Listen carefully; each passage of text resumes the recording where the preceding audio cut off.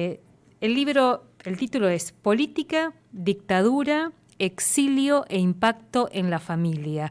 Una familia de exiliados paraguayos que obviamente huyeron de la dictadura de Alfredo Stroessner y se encontraron con la nuestra, lamentablemente, pero todo lo que significó ese exilio y el impacto en niños y niñas en ese entonces, muy interesante. Ya vamos a volver sobre ese texto, que además ayer, Día de la Madre, paraguaya, y para quienes venimos también de una especie de exilio de ese territorio, muy significativo. Pero ya vamos a volver.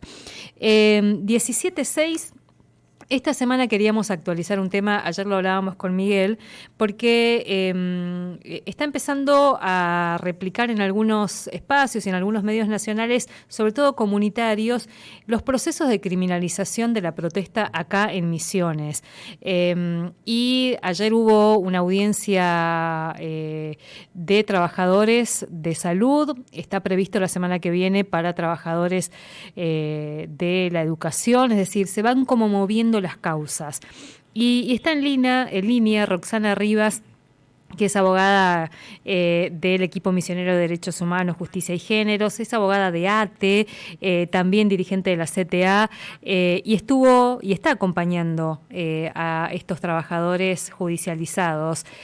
Roxana, muy buenas tardes, ¿cómo estás? Hola, ¿cómo están? Bien, gracias. Ahí te escuchamos bien, hoy te estábamos escuchando muy mal. Sí, no sé qué pasa. Bueno, Roxana, un poco la pregunta, ayer me lo hacían alguien y me quedé medio corta para contextualizar. Estamos ante un proceso de criminalización de la protesta que está como moviéndose de forma así bastante sostenida. Contanos un poco, ¿qué estás viendo vos? Bueno, primero que estas son, para contextualizar, las causas a las que estamos acompañando ahora son las de las protestas, o surgen a partir de las protestas que hubieron el año pasado, en mayo. Uh-huh. Así que, digamos, esa protesta como muy fuerte que hubo en la provincia, en los sectores de salud, de educación y el de la policía. Uh-huh. Pasado ese momento, digamos, levantadas esas protestas y los acampes, hubo como una fuerte ofensiva de parte del Estado provincial, que en esos tres casos es la patronal, uh-huh. Y que la más fuerte, si se quiere, fue con los policías, que sabemos que hay más de 8 que están detenidos desde octubre del año pasado y más de 80 que están en disponibilidad y cesanteados, o sea, fue feroz. Uh-huh. Y ese feroz, digamos, porque marcarlo por ahí un poco en esos términos, porque con ellos tienen como más herramientas para poder atacarlos por su condición de ser fuerzas de seguridad. Uh-huh.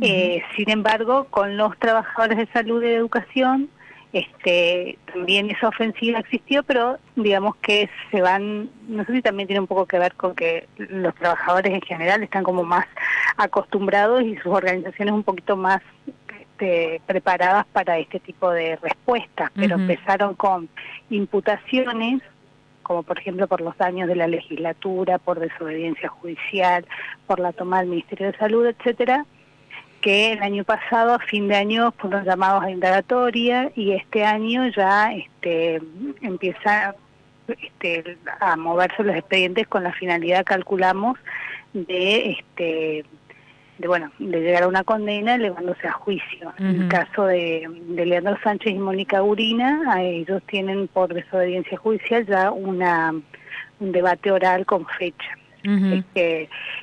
Claramente Roxana, hay ahí, para entender un poco también, no es común que por una desobediencia judicial de las características que se dio, ¿no? Se haya avanzado tanto en un proceso y estamos ante la posibilidad de un debate oral por ese hecho, digamos, ¿no? Y yo creo que la provincia también se juega bastante cuando lleva a exponer, porque los juicios y los debates orales lo que permiten es al público en general visibilizar cuáles son las pruebas con las que se te están llevando a juicio y también tu defensa. Entonces podemos decir, ahí es un lugar de alta exposición donde los dirigentes van a explicar los motivos por los cuales estuvieron en la protesta, que sí o sí tiene que, si bien acá el caso es por desobediencia, todo está vinculado a la protesta. Sí. ¿Qué sería el caso concreto de desobediencia? Que hubo una orden judicial que dictó valor para que se levante la acampe sobre Avenida Uruguay, que fue el último día de mayo, que él estaba de turno, y el siguiente día, en esa noche se levanta, digamos, la acampe, al otro día vuelve la masa sobre la Avenida Uruguay y le imputan, sin embargo, solamente la desobediencia a Mónica y a Leandro. Y además lo hace otro juez, porque como ya había cambiado el turno, tienen como esas cosas que hacen, ¿no? Pero bueno, desde el absurdo mismo de que las únicas personas que desobedecieron fueron dos, cuando la Avenida Uruguay estuvo tomado por cientos de trabajadores, que también da cuenta de cuál es la dirección a la que siempre apuntan cuando criminalizan a los que ellos consideran son los referentes, y de ahí para abajo tratan de también, digamos, disciplinar al resto. En el caso de salud, que son los que se movieron un poco estos días y que van, son trabajadores a los que se les imputan daños en el Ministerio de Salud y la toma. Son amenazas y cosas cuando además ellos habían se había garantizado y se había acordado hasta una especie, digamos, de convivencia el tiempo que estuvieron en el acampe dentro del ministerio, que nunca obstruyeron el normal funcionamiento de las oficinas, y que después cierran con un acuerdo en el que se comprometen ambas partes, digamos, a tomar esto en el contexto de una protesta salarial. Posteriormente sale una denuncia dentro del ministerio, volviendo sobre sus propios pasos y acusándolos de todo lo que se los acusa. Ayer hubo una audiencia. Después tenemos, y ayer hubo una audiencia que era una de trámite normal, digamos, que son las de reincidencia y demás, que de hecho ya las personas que fueron citadas ya la habían hecho, no sabemos si se perdieron los informes o qué, pero bueno, eso es son como actos complementarios que calculamos que están haciendo para después avanzar un poco hasta la elevación a juicio. Y la semana que viene hay indagatorias, pero ya en el caso de la legislatura, que también ahí hay movimientos. En ese caso, nuestros dirigentes no fueron identificados en el lugar, no fueron ni siquiera llamados a indagatoria, pero ahora hubo una actividad procesal de investigación muy importante de parte del juzgado para identificar al menos a uno. O sea, aparentemente lo hicieron y los están citando indagatorio. Pero bueno, nuestras organizaciones sindicales en ese caso ya están en condiciones, nuestros representantes, en pedir una falta de mérito porque no hay pruebas de nada ahí. En esa causa... Pero claramente hay una decisión de avanzar con esto, llegar a alguna condena que calculo yo debe tener también como objetivo perjudicar un poco los antecedentes y demás de toda esta gente, ¿no? Así se maneja. Pensaba en el caso de la legislatura, la causa de la legislatura tenía también un condimento que era la restricción, la prohibición de acercamiento para quienes han sido como imputados en esa causa. ¿Eso siguen sin poder acercarse? Eso ya no está vigente, además, como te decía, ni siquiera ellos individualizan en esa medida cautelar a varios, en realidad todos los dirigentes más importantes, ¿no? Pero no... aún los que no estaban en ese momento. Sí, en realidad, en ese momento no identificaron a nadie, pero sí hicieron como el acting, digamos, de imputar a todos por las dudas y después ir descartando. Y Roxana, en el caso de la policía, porque ahí también es un sector que, como decís, por ahí está como más encapsulado, invisibilizado por lo complejo que es. ¿Qué están viendo ustedes ahí? ¿Qué es lo que aparece en ese proceso de criminalización? Bueno, ahí yo mucho no la estoy siguiendo, por lo menos en la parte penal. En la parte civil, que acompañamos un poco algunos reclamos administrativos con el doctor Eduardo Paredes,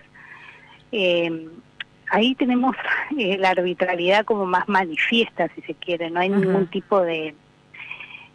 no hay explicación para que estas personas estén detenidas. La penalización o la criminalización de ellos fue salvaje, si se quiere, ¿no? Con penas altísimas o con delitos con expectativa de penas altísimas, que es lo que va a hacer que sigan detenidos, que además los afectan en sus situaciones económicas, porque también los desvinculan del trabajo. También con unas intervenciones de la policía, del cibercrimen y todo esto que van avanzando así muy sutilmente, pero que se terminan metiendo en conversaciones que no dejan de ser privadas, y recordando también que si bien tienen algún régimen especial los policías, no dejan de ser civiles, una fuerza civil que no tiene ningún impedimento, por ejemplo, para organizarse sindicalmente en términos constitucionales y en términos legales, pero no obstante no lo pueden hacer, no lo han conseguido. Son las personas que están detenidas, especialmente Amarilla, fue una referencia en las mesas paritarias durante años. Mientras acordaba con el Estado, era un representante sindical. Cuando dejó de acordar, porque además los acuerdos son también como cualquier dinámica colectiva, depende mucho de lo que tus bases te digan, cuando dejó de acordar, se convirtió en un subversivo. Entonces tenés muchos elementos ahí, pero también tenés otra característica. La policía no es fácil para intervenir desde inclusive la ciudadanía cuando hablamos de términos de acompañar sus reclamos, porque sabemos que son los que también reprimen muchas veces estos reclamos. Entonces es difícil conseguir, si se quiere, alguna especie de solidaridad, y parece que hasta es más normal o no nos horroriza tanto la situación en la que están. Sin embargo, las violaciones a sus derechos son terribles. Estas personas, por ejemplo, que están detenidas en este contexto y en esta provincia, no tienen absolutamente violado el derecho a la jurisdicción. Ellos no hay jueces en la provincia, no hay un juez que los libere, bajo ningún motivo, porque la orden viene conjuntamente de los tres poderes, como fue cuando se anunció la detención. Entonces la pregunta es, ¿cómo ellos acceden a la justicia? No tienen salida, no tienen, o sea, a menos que cambie el contexto o haya algún tipo de acuerdo inclusive entre ellos, van a seguir detenidos porque la arbitrariedad es la regla, lamentablemente. Un proceso judicial ahí que falta contar todavía, me parece, ¿no? Y dimensionar también. Falta contar.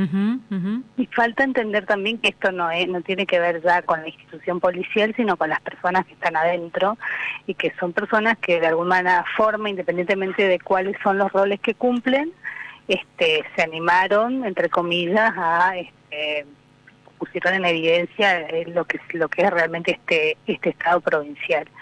Y ahora están pagando ese costo, ¿no? Roxana, vos venís acompañando los procesos de criminalización de la protesta, creo que desde fines de los 2000 más o menos, ¿no? Un poquito antes. ¿Cambió esto? ¿Se modificó? ¿Se profundizó? ¿Qué ves? Bueno, yo mis primeras actuaciones en ese sentido fueron la primera, digamos, del 2010 en adelante con el conflicto tarefero. Y bueno, de ahí un poco con todos los conflictos que terminaron en represión y después en criminalización, porque también pasa esto, ¿no? Tras represión, criminalización, formas también de resolver un conflicto que no deja de ser social y político. En un primer momento nuestras intervenciones siempre tenían que ver, como era en el tiempo fuerte de los cortes de ruta, que eran la forma en la que se manifestaban los trabajadores para poder llamar la atención del Estado. La intervención era de la Justicia Federal y de la Gendarmería en su momento. Cuando nosotros empezamos a intervenir tenías el protocolo de la ministra Garré, que era un protocolo que se ajustaba a todo lo que son las normas internacionales de derechos humanos, etcétera. Entonces como que teníamos alguna herramienta para poder defendernos de determinados actos, y nuestro interlocutor, tanto judicial como político o de las fuerzas de seguridad, estaban como en otro nivel, si se quiere, no tan violento como en este momento. Esto paulatinamente se fue modificando desde el momento en que, por convenios que se dieron entre la Justicia Federal y la provincia, se permitió que fuera aún siendo jurisdicción federal, la policía interviniera. Con la policía de la provincia siempre fue más difícil, o con la justicia provincial siempre fue más difícil, porque hay una clara intención y política o posición fijada de obedecer la orden que te bajen del Poder Ejecutivo. O sea, la justicia nuestra, en esos casos no hubo nunca ningún criterio de razonabilidad o de previsibilidad. Entonces, en el momento que nos tocó lidiar directamente con la provincia, se complicó un poco más la situación.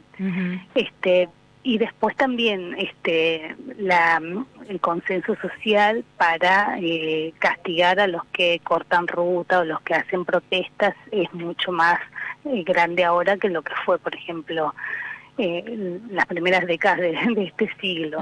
Así es que es un tiempo violento y es un tiempo en el que se naturalizó muchísimo y se perdió un poco de vista el derecho constitucional de la protesta, entonces pareciera que está en el mismo nivel que el de transitar o el de todas esas cuestiones que nos plantean cada vez que hay una obstrucción de la vía pública o lo que sea. No obstante lo cual, como siempre decimos, todos los trabajadores, los profesionales de todos los sectores, cuando tuvieron que acudir a ese método de protesta, lo hicieron. Ahora, nos cuesta ver cuando es el otro el que lo toma, entonces para eso sí se pide y se exige a veces la judicialización. Estamos como en el 2010, cuando arrancamos contando algunas cosas también, que hay que volver a las consignas tan básicas como el derecho a la protesta es el primer derecho, y todo lo que eso significó.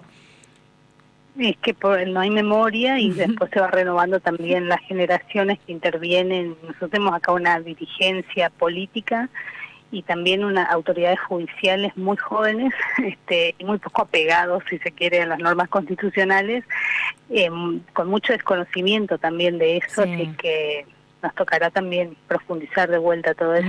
Hoy justamente estamos viendo, hubo un desalojo en un barrio acá con 4 detenidos, bueno, todo lo que eso implica, todo lo que significó también poder discutir con el Poder Judicial este tipo de actuaciones y demás, o sea que hay que recuperar toda esa agenda también.